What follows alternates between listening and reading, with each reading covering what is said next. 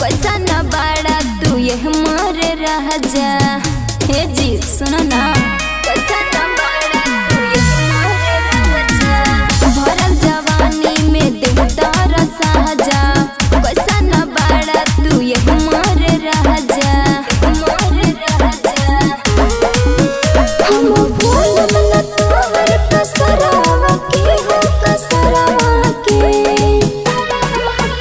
जदी होली में नयही बाबा हरावा से तरंग डालवाल बल्ला हरावा से।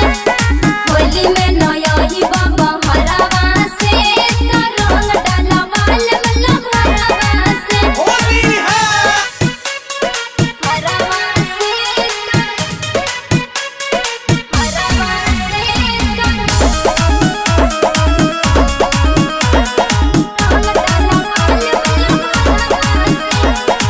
चलतो न तोहरा कवनो बहाना। एह जी अनिल पिया बात तू माना, एह जी अनिल